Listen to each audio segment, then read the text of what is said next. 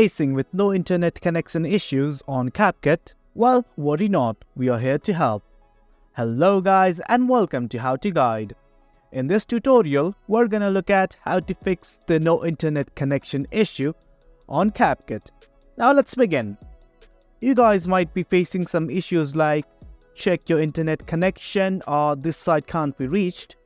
And on the desktop, you will find something like network error, click to try again. Even when you try to download templates, it shows couldn't download material, try again. Well, there is a simple solution to this. Do make sure that you have a proper internet connection, and if still that is the issue, restart your router. If the issue is not solved even then you can call your ISP as well. And do remember that some countries are banning CapCut and TikTok both at once. So if CapCut and TikTok are banned in your country, well, there's nothing more you can do.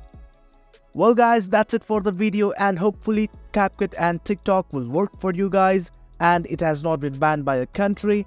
And if that's the case, then you can reuse CapCut by simply getting a stable internet connection.